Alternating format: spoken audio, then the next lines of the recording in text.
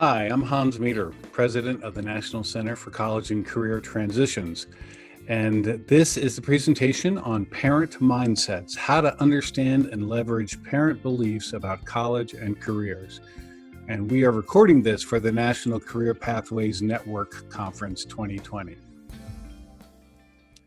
NC3T is an organization built around the vision of every learner with a dream and a plan, and every community with a capable and ready workforce. Our mission is to make career-connected learning available to every student with tools and resources, coaching, and technical assistance. My background is I've been the president of NC3T since 2012 when we formed the organization. And prior to that, I had done consulting and technical assistance and also served as the Deputy Assistant Secretary in the Office of Vocational and Adult Education. I'm the author of The Power and Promise of Pathways, the Pathways System Design Suite, and the STEM Leader Guide. And we have worked in over 30 states providing coaching and technical assistance and strategic analysis and best practices research.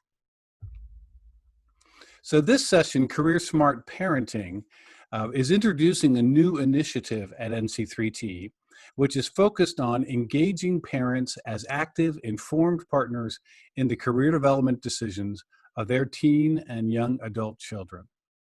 And why is this so important that we engage parents? Because first of all, teens primarily see their parents as responsible for helping them plan for a career or a job. Research done by Ferris State University found that 78% of teens believe that it's one of their parents' primary responsibility. Some teens certainly look to school for that or for other sources, and some really aren't sure how they're going to get advice and guidance. And unfortunately, this has really not changed much over the last 15 years, that about half of our teenagers feel that the school itself is really not giving them any significant amount of career advice or career development support. Some are getting that from teachers, so teachers are a very important relationship. Some are getting that from counselors and some from administrators.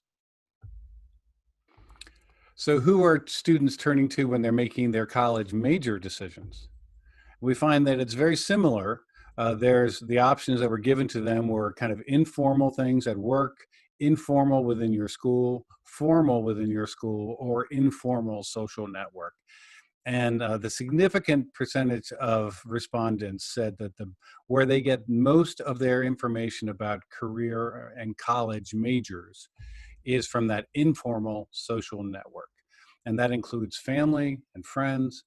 So again, our young people are really looking not as much to their formal education settings, but also to their friends and their family. So it makes sense that we would try to empower those family and those friends to be part of the career development process. Given the current way that people are making decisions about post-secondary education and about college majors, what kind of results are we currently getting? And unfortunately, we're seeing that many young people start college, but too few complete. About 2/3 of all high school graduates are enrolling in post-secondary education, whether it be a community college or a four-year college. But by their late 20s, early 30s, only about 40% of our young adults have actually completed post-secondary education. Only about 56% of four-year college entrants are graduating within 6 years of beginning that four-year degree, and even a smaller percentage of those who are entering our two-year degree institutions are completing within 3 years. Why is this? We can see evidence that college students enroll and they're kind of stumbling toward a degree. For instance, over 1/3 of our students are transferring from one college to another college at least one time, and some of them have transferred more than one time. About 1/3 of four-year college students are changing their major at least one time. And a smaller percentage, but at the two-year college are also changing their major.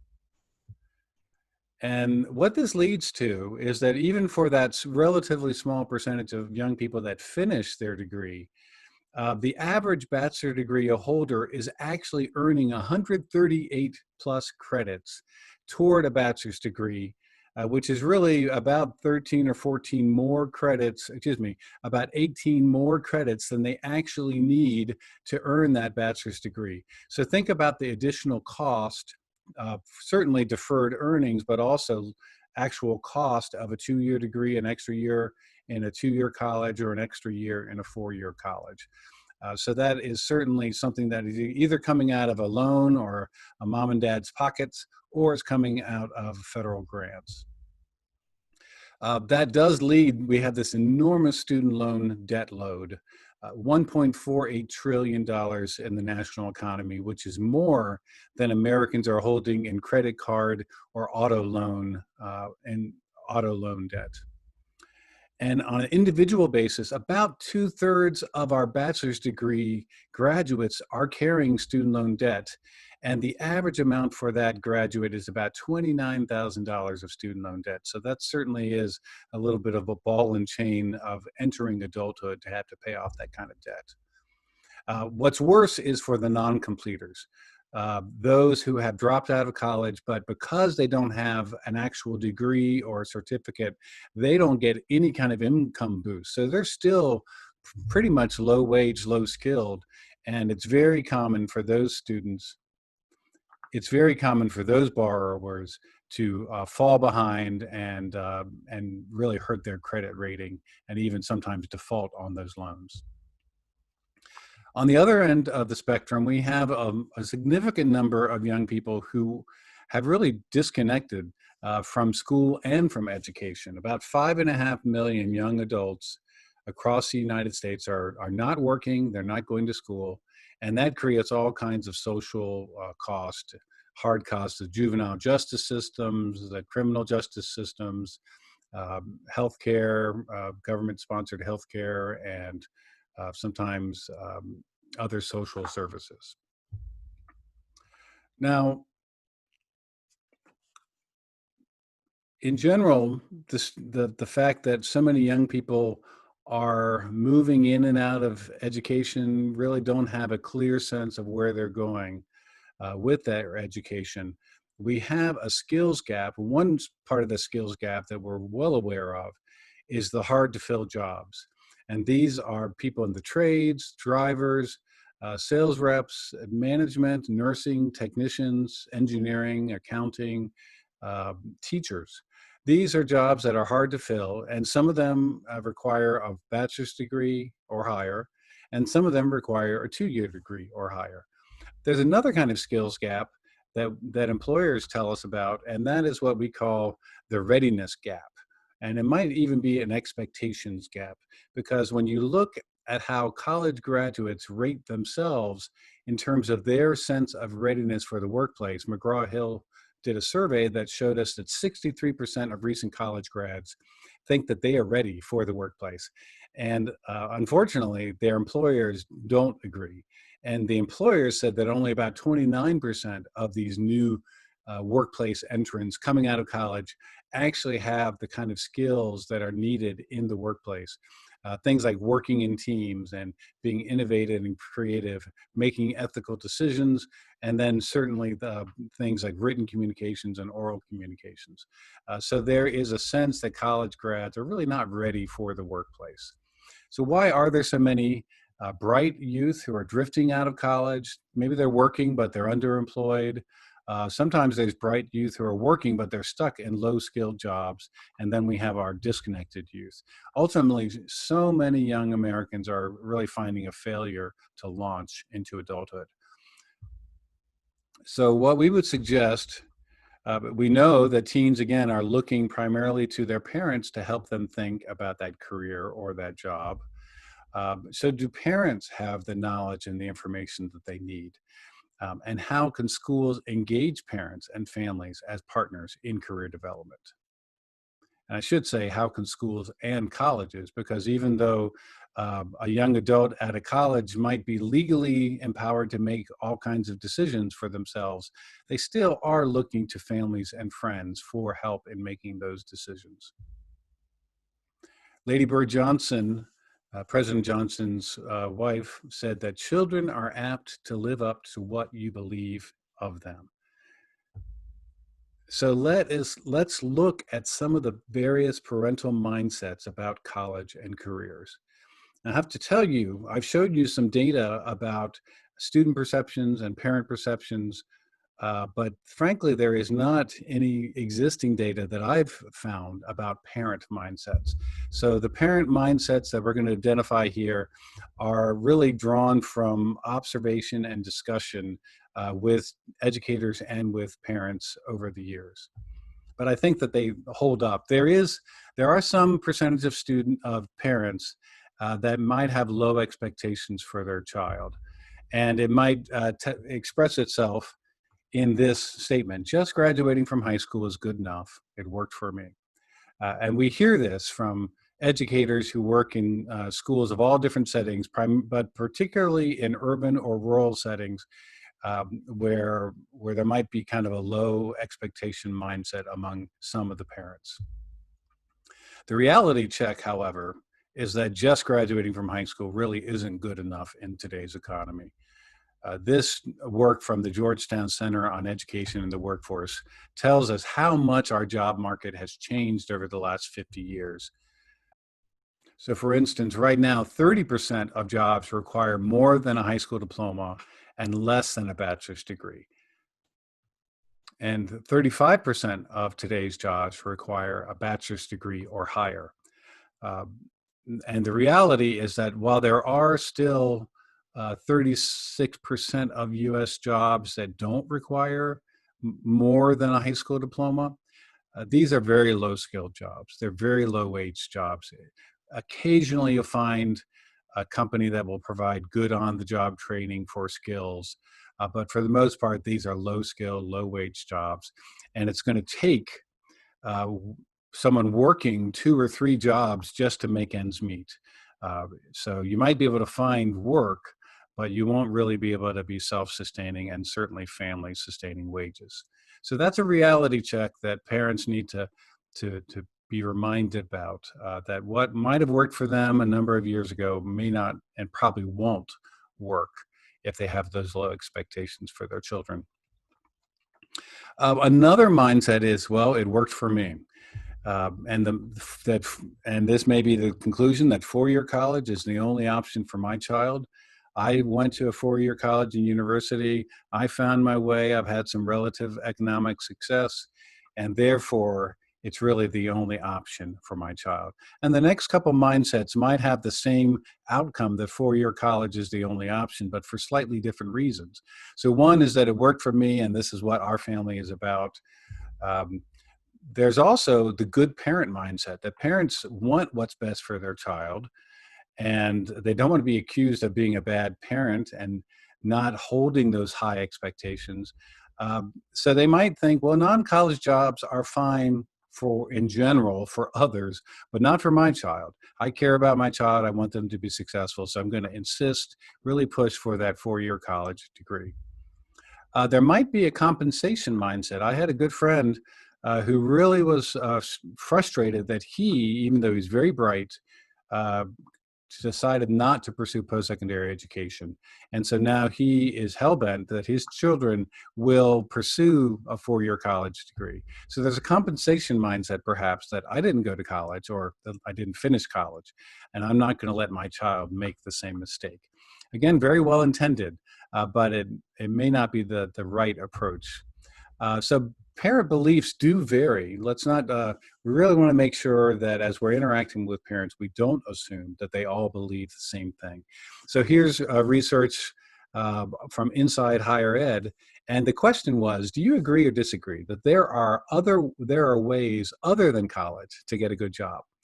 And what we see is that there is a pretty wide variety of reactions to this question. For instance, about half of the parents who were surveyed, they generally agreed that there are ways other than going to college that could lead my child to get a good job. Now, they may believe that in concept and still have that mindset that even though there are ways to get a good job, I'm still going to push my child in one direction. About 20% of parents were somewhat undecided as to whether there were ways to get a decent job other than college. But about a third of our parents, 32%, either disagreed or strongly disagreed with that statement. So that means that they believe that college is the only way that their child is going to get a good job. So we see some variety of thinking about this. There's a smaller percentage that are very strongly believing that there's only one way for success. There's others that have a more open mindset, uh, but they still need tools and knowledge about how to help their particular child make good decisions. Another mindset will be they'll figure it out. And we've heard this, 15-year-olds, 17-year-olds, they're too young to figure this out. Let them go to college, get into college, and then somehow they'll figure it out. And sometimes there's a real emphasis on extracurriculars. Extracurriculars will help my child get into college, maybe even get a scholarship, and we can think about careers later. The evidence tells us that colleges are doing a very good job at all in actual career planning, career development. And then finally, there might be a mindset that kind of goes hand in hand with low expectations, but it might be that we just can't afford college. It's too expensive for our family. And I guess my child is just going to have to get a job and start working. And part of this might be not knowing about some of the financial aid packages and ways that struggling families can get help. But it also might be a mindset that college is only an expense versus an investment. And this is where really understanding relative earnings and relative cost of going to college, a deeper sense of financial literacy for parents, but also then for their children. So that in certain cases, college, going to post-secondary education of whatever sort, can be a very smart investment. But we always want to make sure that it's a good return on investment, because otherwise then we have very high student loan debt loads, but not much of an earnings boost, and it can make it really difficult. So you see, you have all these variety of different ways of thinking about post-secondary education. And again, I just want to encourage us to realize that every parent is going to have a slightly different motivation. And except for a few parents who really might be troubled and narcissistic or self-absorbed for whatever reasons, most parents are very well-intended and want what's best for their child. And certainly in our role in education, we want to empower and inform parents, but not tell them what is good for their children. There'll be a lot of resistance if we're perceived as telling them that we know better. So the challenge for parents is to help every parent value career-connected learning for their teen or young adult. You've heard me use this term a few times, and I'll just define it.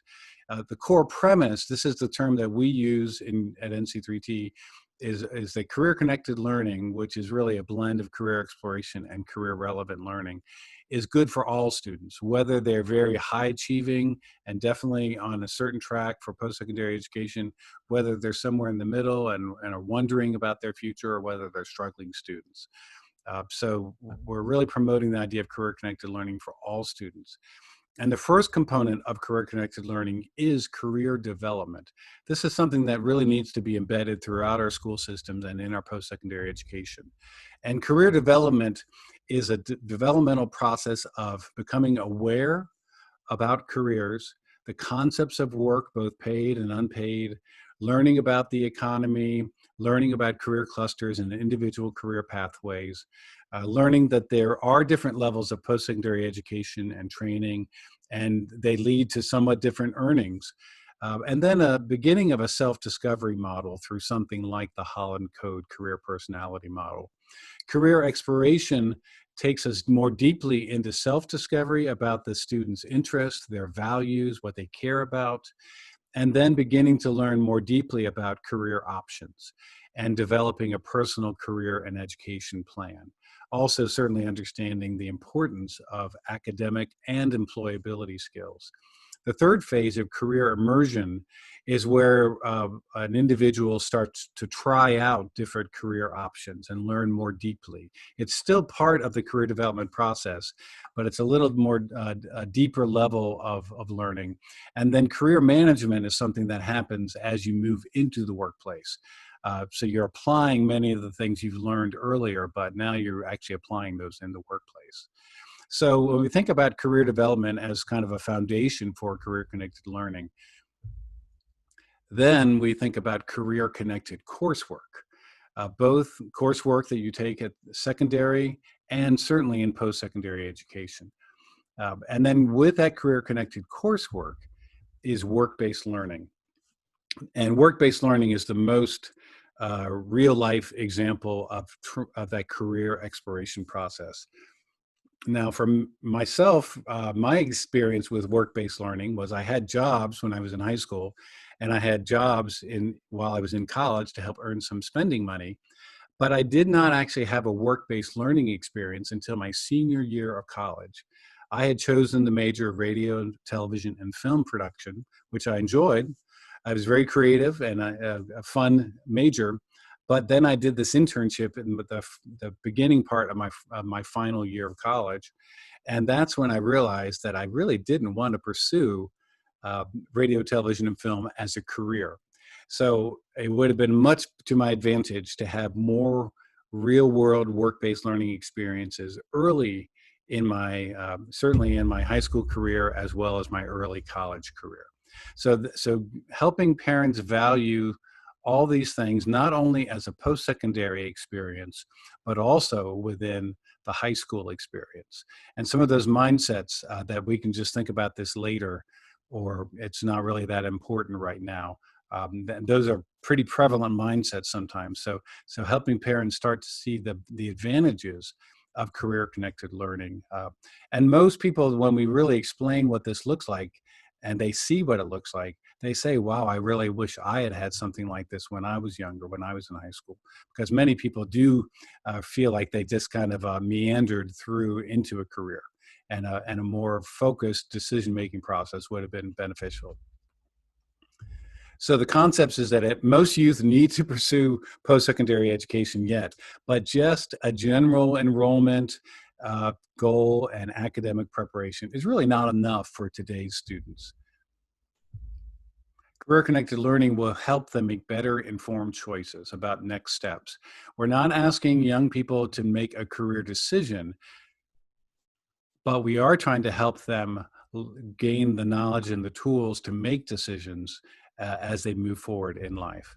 And ultimately, those decisions will lead to a better career fit, lower college expenses because there'll be less changing of majors and less transferring, therefore less college debt, a smoother transition into adult life, and on the broader societal benefits, better social and economic mobility, and a more productive and effective workforce.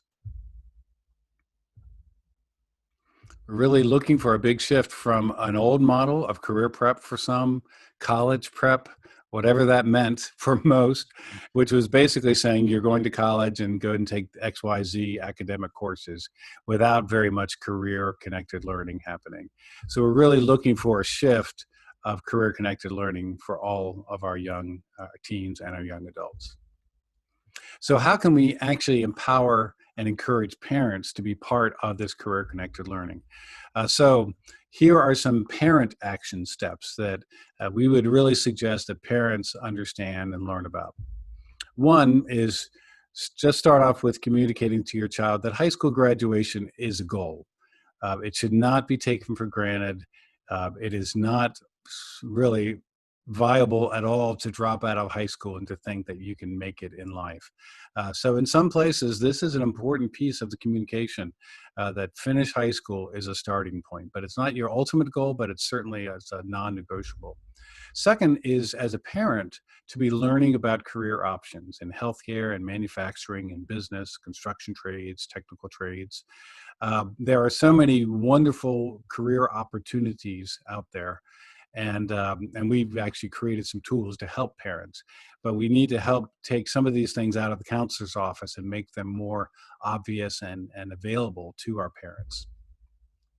A third action step is to start learning now about the post-secondary education process. And frankly, as a parent of 4 adult children, even though I went to college, my parents took care of all that process pretty much for me. And I didn't know much when my kids started and got to that age about how to go about the college application process.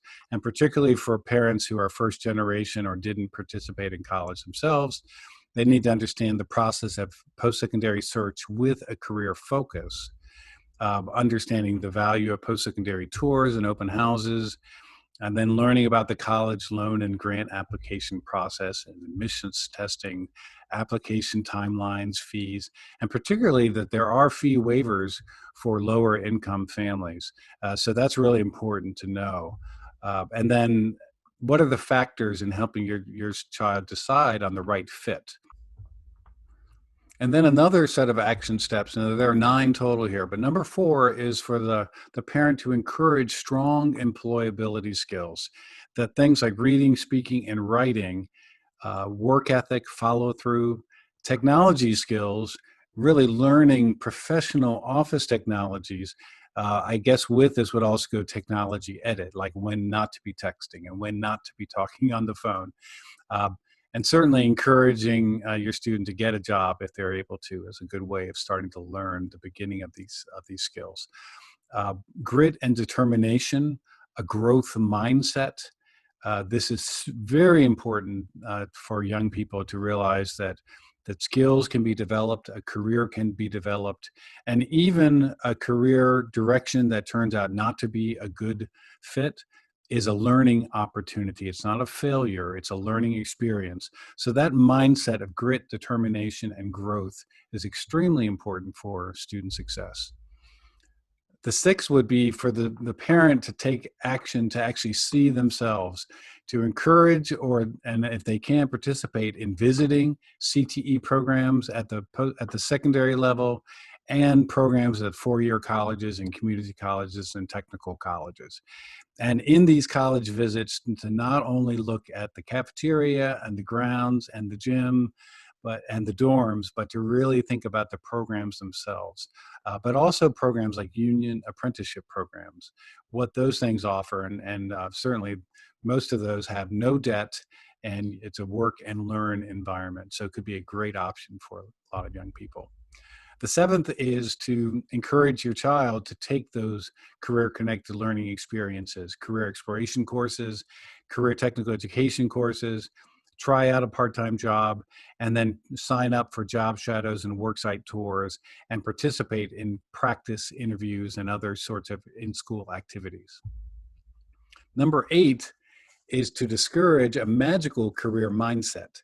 There's a lot of pressure on young people to pursue their passion, to find that perfect fit career. There really aren't magical careers. It's a process. We need more than one option as we're pursuing. So think about your child having a plan A and a plan B and a plan C. And then they can really try things out, and through the process of trying and elimination, they'll find a good path for themselves. Staying involved as possible. It's not always easy with teenagers, but a good parent is ready to encourage, ready to engage, keeps a positive attitude, um, rather than trying to get instant results and pushing too hard. I certainly can speak from some of the mistakes I made in that area, that being positive and ready to engage is much more productive than being heavy-handed. And finally, just don't stop believing in your child. If they're loved and supported, they may have some detours, they may have some difficulties, but they will ultimately find their way. So don't stop believing in them. At the end of the day, the most overwhelming key to a child's success is the positive involvement of parents. Now, I want to tell you about a resource that NC3T has created, and it's called CareerSmart Essentials. It's a self-paced online course for teens and young adults to help them develop those essential knowledge and skills about planning for careers, college, and life. Pretty much everything I went through in those parent steps are covered in the CareerSmart Essentials course. And it can either be purchased by education systems or it can be purchased individually. If you go to NC3T's website and go to CareerSmart-Essentials, then you can see more about the course, and you can actually download a free copy of the education and career plan template that the course is built around. So I'd encourage you to take a look at that. So thank you so much for watching this session today. I'm sorry that we were not able to meet in person or in live interaction, but I wanted to offer to you a free resource, the possibility of some free resources in addition to the education and career plan template. But if you would send me an email by October 31st letting me know that you participated in this NCPN session, I would really appreciate to know who participated. And we are going to select 3 people from among those that participate to receive a free copy of one of our printed resources. So if your name gets selected, then we'll contact you and we'll offer you either our employer toolkit or Power and Promise of Pathways or Pathways Design Suite, some of those resources that we have, and we'd love to send you a free copy. And I mostly would really love to know who participated. Certainly feel free to tell me your comments about the session and any questions you have or suggestions for how to make it better as we proceed with the CareerSmart Parenting Initiative. So thank you very much. Hope you have a great day and a successful conference.